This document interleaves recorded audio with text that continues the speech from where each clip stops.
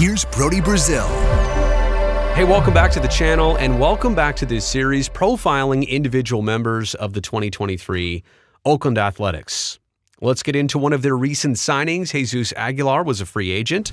He's got a ton of big league experience, most recently of the Marlins, but he's played for a handful of clubs across Major League Baseball.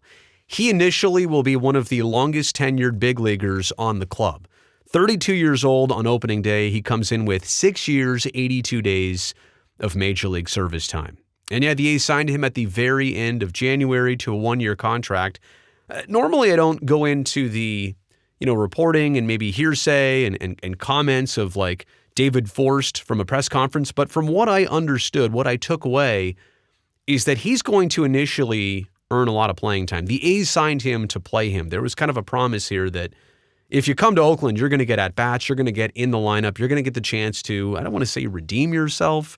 He did have a down last year, but that's what he was looking for. That's why maybe he chose Oakland as a free agent, and that's why this opportunity is happening. He's been a first baseman and a DH with 5 different clubs prior to this. Cleveland from 2014 to 2017. He was with the Brewers from 17 to 19. He finished off 19 with Tampa.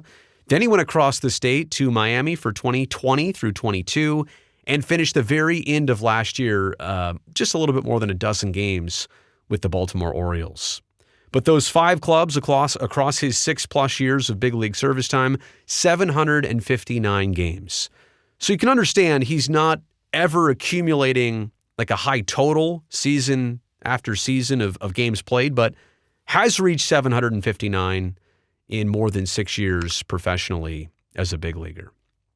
Okay, let's get into last season specifically. 113 games with Miami until they let him go. Then he latches on in Baltimore, and I found this interesting. Like, he was the first Oriole ever to put on a jersey with a number in the 90s, ever, in the Orioles organization, at the major league level, I should say. No Oriole at the big league level had ever worn a number in the 90s until Aguilar. And not only that, he wore 99. Now, he only did it for those 16 games at the end of the season.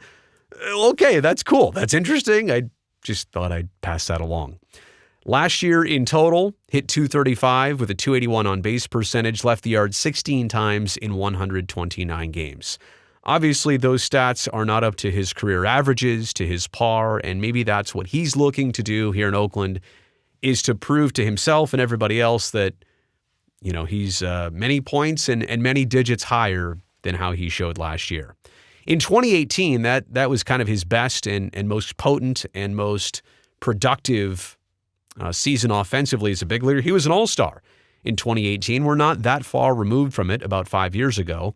Hit .274, 108 RBI, and 35 dingers. Again, all of that in 2018. I know that was a 22 review, but just in comparison shows you what he's capable of. At the end of last season, Baltimore was looking to make a playoff push. He was out there. They signed him.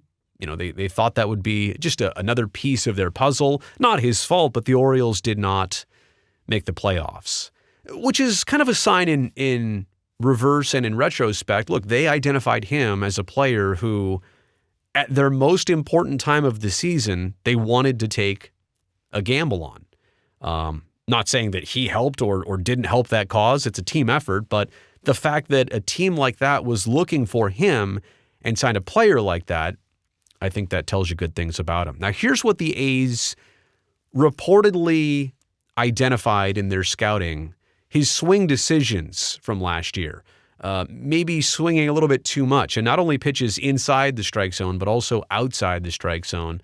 They noted his swing decisions from last season that led to his struggle. So I guess I'm just glad it's that. If it really is something like that, we're not talking an injury. We're not talking about something debilitating. It's just swing decisions.